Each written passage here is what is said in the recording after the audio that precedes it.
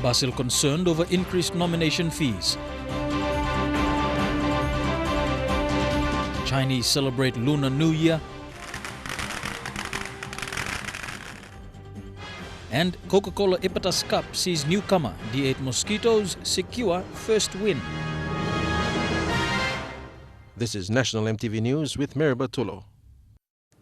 Good evening. Thank you for joining us for Saturday's news.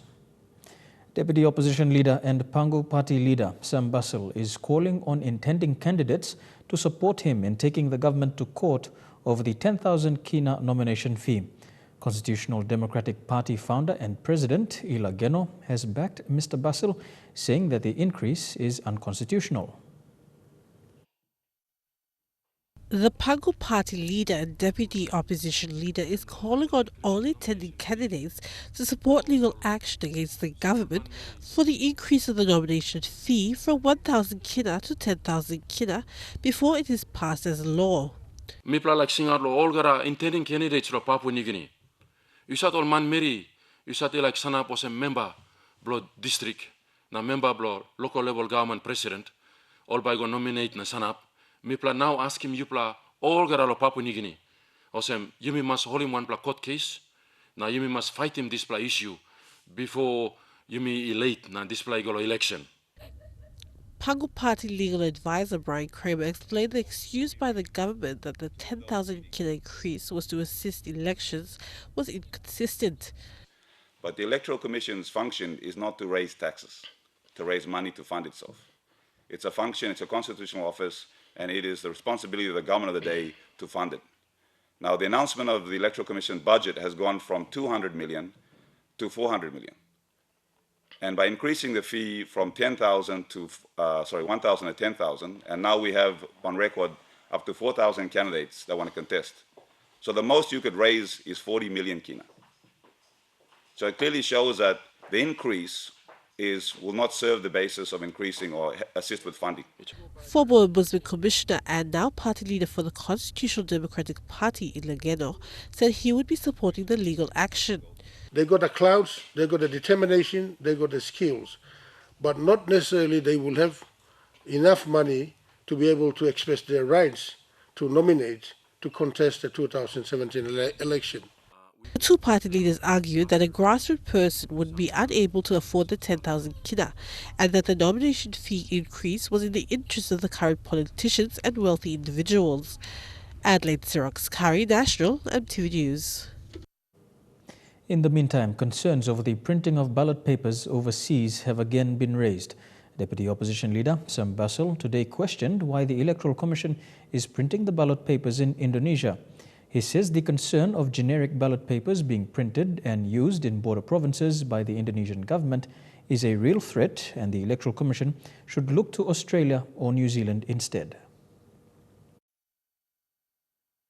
Sam Basil believes that Australia or New Zealand would be a better choice over Indonesia if the Electoral Commission was serious about printing overseas.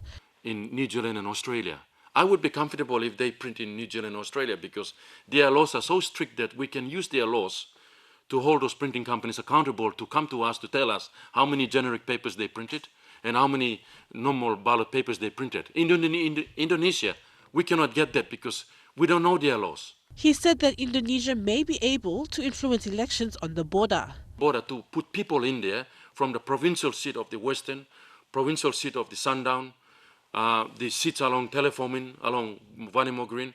What if they play those papers to have the members of electorates that represented along the borders where all Indonesia like him or member of law all put him inside law country blow me, law sponsor him candidate where only like him. What if they do that? This country is vulnerable. The deputy opposition leader then went on to stress the issue of generic ballot papers. Mr. Basil said that the Prime Minister did not answer his question on the floor of Parliament this week on whether or not the ballot papers will be marked. Ballot papers in Indonesia. I've asked also two other important questions: is that are the electorates of the other electorate names will be printed, or the provincial names will be printed for the electorates, and also the provincial seats. The Prime Minister didn't answer those questions yesterday. Adelaide Xerox Curry, National EMTV News. A community leader outside Port Moresby is warning other community leaders not to entertain early campaigning by intending candidates.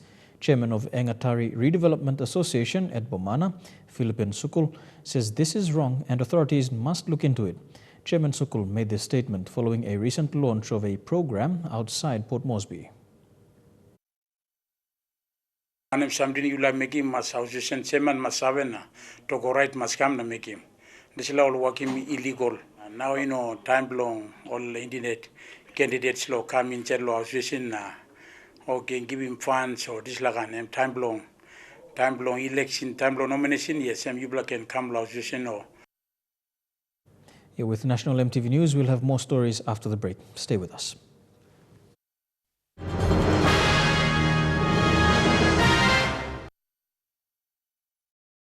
Welcome back to National MTV News. Kerma Coronation Secondary School in the Gulf Province needs a new science laboratory. The science lab is crucial to students learning the core science subjects, including chemistry, biology and physics. School principal Linda Cowrie told MTV News that the cost of building a new science lab would be 1.6 million kina. Kerema Coronation Secondary has recently been elevated to a secondary school, and it is expected to graduate its pioneer grade 12 at the end of this academic year. However, the school does not have a science laboratory. At the school's first parents and correspondents meeting yesterday, the school laboratory issue was among the main agendas discussed. And unlike English, science has to have specialist buildings put in place so that those branches of science can be taught to our children. Principal Linda Cowrie, while introducing the agenda, urged parents to take ownership by raising funds for a new science lab for grade 12 to the tune of 1.8 million kina. Given the financial challenges of the school, parents have unanimously agreed to pay an amount of 550 kina for their boarding students and 425 kina for the day students. 80,000 kina to bring about the development of the science lab. So that's our seed money that we are standing on to start a science lab project. And added to that, your contribution of 300 should get the science lab for the renovation. But we want a brand new one. We want a building that's totally science lab, like a 6th block, but a science lab on the front. The school's Board of Management has embarked on converting a classroom temporarily into a science lab for students to use until funds are solicited to construct a new laboratory. This will be done at the cost of 275,000 kina. Because 30% law TFF component of infrastructure as of last time implemented. So we will still collect project fee. Our school management the school will make it. The Kerema Division of Education has committed 80,000 kina to the school, which the Board of Management is utilizing to organize a corporate dinner on the 23rd of February at Holiday Inn in Port Moresby. And we have to convince the government, but I tell you there is money enough for us to tackle this issue now. Let's complete this science lab before April. Let's put all of us our hands together, put your money through whatever first case that will come through the division. We will make sure that this particular project is out of that. Meanwhile, they are seeking immediate assistance from business houses, stakeholders concerned and the national government. Eric Arupma, National MTV News. Teachers from the Kerema Secondary School have been facing accommodation issues as well. Many of the existing houses are run down and the limited number cannot accommodate all the teachers, resulting in teachers having to live outside and travel in. Again, Eric Harupma has this report. Staff accommodation is a vital issue in Kerema Secondary School. Many teachers' houses are in a deteriorating state and also water supply is a problem. The renovated library was used to accommodate some teachers while others continue to live in the run-down houses. Junior teachers are currently accommodated in the principal's house while she is living at the female dormitory. Our concern is we as a teacher, it's our privilege that all teachers must have each house. But didn't work that way. Kerma Division of Education Director Joshua Ivey said staff housing is one issue that should be taken care of immediately. We have not done our homework correct. One, the infrastructure towards the secondary school stages. Two, the teacher structure. The teacher structure was only 17 teachers. 17 teachers is only for a high school. Are you with me? The structure remained, the facilities remain the same as I speak today. Eric Arupma, National MTV News. Chinese people worldwide celebrated the beginning of the year of the rooster today with lion dances believed by many to bring good luck. For many Chinese people, it is their only holiday of the year. Beginning on our shores, the PNG Chinese community kicked off the Chinese Lunar Year with lion dances gracing the entrance of business houses to rid of their demons and bring good fortune. This footage captured one of the many festivities at the Edge Cafe late yesterday. China celebrated the beginning of the Year of the Rooster with lion dances and temple offerings, both believed by many to bring good luck. Over in Indonesia, hundreds of Indonesia's ethnic Chinese flocked to the Hong Teng Jan Sing Temple in Jakarta to pray. It marked the beginning of the Year of the Fire Rooster, which is believed by some Chinese to be a year full of spirit to achieve success and victory. Residents in Japan's historic Chinatown located in Yokohama celebrated Lunar New Year with prayers and festivities to ring in the Year of the Rooster. Brazil marked Chinese New Year on Friday by lighting up its iconic Christ the Redeemer statue in red for the Year of the Rooster.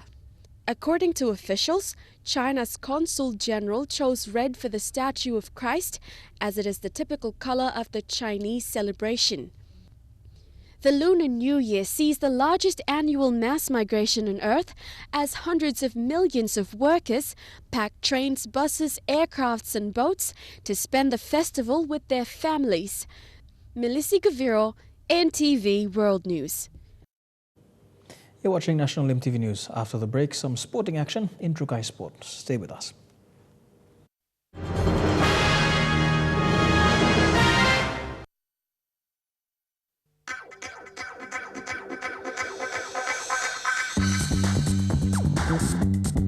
Trukai Sports.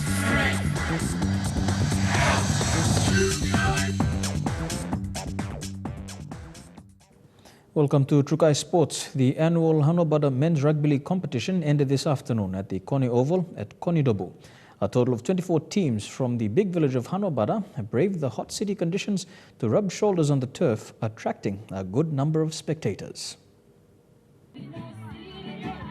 The usual Port Moresby heat is never a deterrent for this rugby league crazed following nation. Seen here is the local rugby league competition that involves teams from the Hanobada village. Competition runs every weekend and on selected days during the working days. It comprises of 12 teams from under 17 division and 12 teams from under 19. And we have a second round on Wednesday, and this is our third round for competition. According to match official Rima Idao, 8 rounds still yet to be contested and approximately 11 more games to be played before the finals.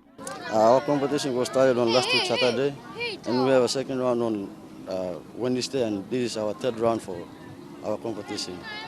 The competition, however, has been running for 6 years since its inception. So far, the organizing and running of the competition has been made possible by teams' registration fees and voluntary efforts from youths in the community. However, it continues to survive despite limited support from corporate houses in the surrounding vicinity. Shane Saroya, National MTV Sports. Still on Rugby League, 8 matches were played today in the second day of the Coca Cola Ipatas Cup Southern League competition. Matches kicked off as early as 9 a.m. this morning at the Koni Tigers Oval in Port Moresby. Newcomers to the competition, D8 Mosquitoes, secured their first win today against tough opponents Tox Mixed Dogs, beating them 8-0. The team is made up of boys from 8 Mile in Port Moresby and have been training for the past few months in preparation for the Ipatas Cup. People 8 Mile straight because people consist of all get a mixed man inside late mail, first block to last block. Coach One Piece Cowper was pleased with the boys' performance today. I mean, one ball through because me talking about 3-in-1 defensive tackle all working. Me talking about playing relaxed ball all working. Me talking in the sense exactly all working. So me one ball I will play now today. Cowper is confident his team can make it all the way to the finals. Me play win so look win for the winning lunar next two game me play. All my game are talking a place so me got faith so win two game me play. In the day's earlier matches, Paga Panthers beat X-Rocks 8 points to 5.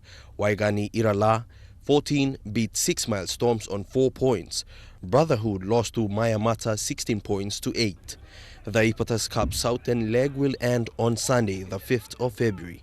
Elijah Levet, National EMTV Sports. To cricket now, and it has come to the 11th hour for the CPL PNG Lowers before they leave for the ICC Women's World Cup qualifiers in Colombo, Sri Lanka. Cricket PNG Deputy Chairperson Helen McIndoe is confident that this 14-women squad is just as good as opponents South Africa, Pakistan, Bangladesh and Scotland. Going to Sri Lanka next month would be the CPL PNG Lowers' second shot at a World Cup spot and a one-day international status, which will be valid for the next 4 years. And anticipating the biggest opposition to come from South Africa, these 14 women have been working hard in the last 3 months to improve their endurance as well as conditioning. Cricket PNG Deputy Chairman Helen McIndoe, for one, has been working closely with them and is confident of their ability to bring home good results. With their ever-improving match results and with more of them making up the East Asia Pacific team that takes on Australia Country Cricket Championship in the last 4 years, McIndoe hopes the Lowers have Papua New Guinea's support. Our mission is to play at Lord's. And we hope that everyone here, we hope the whole of Papua New Guinea support the girls in doing this.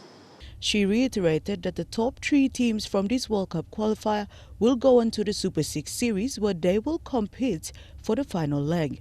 The top 3 in the Super 6 series will then appear for the World Cup. And for the Lowers, the stakes are high and so is the drive to get there. So on behalf of the chairman of Cricket PNG, Mr. Wayne Dorgan, and the rest of the board members, I would like to wish the girls the best of luck in Sri Lanka. I know that you'll do your family proud.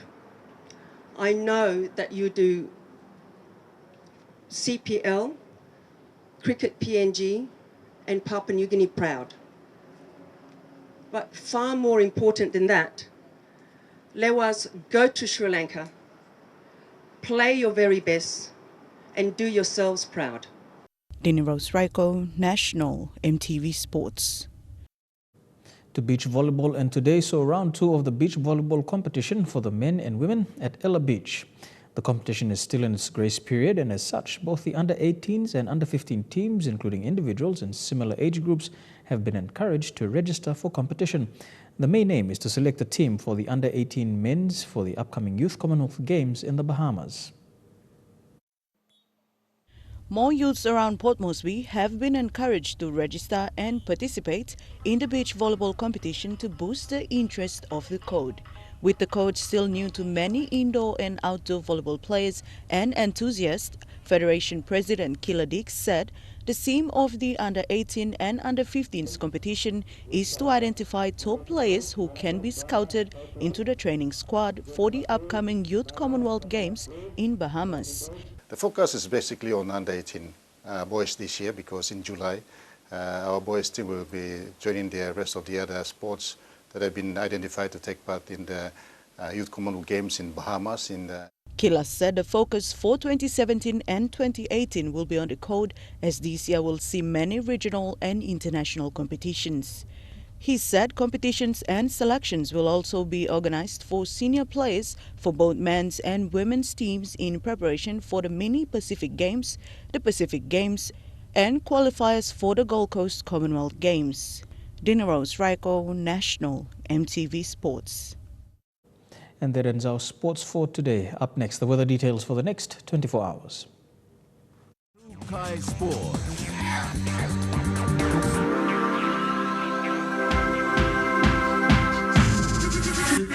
True Kai Sports. The weather details are proudly brought to you by Dulux Weather Shield. Worth doing with Dulux.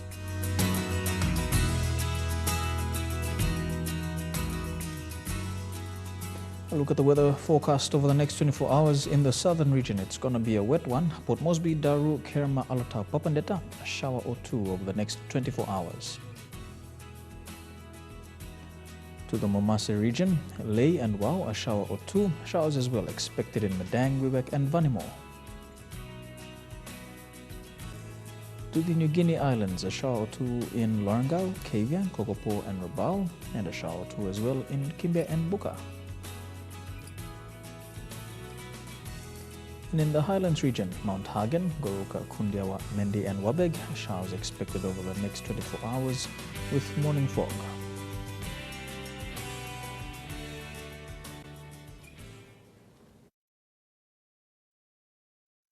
The weather details are proudly brought to you by Dulux Weather Shield. Worth doing with Dulux. And that has been the news, sports and weather for today, Saturday the 28th of January 2017. From the news team, pleasant viewing. Good night.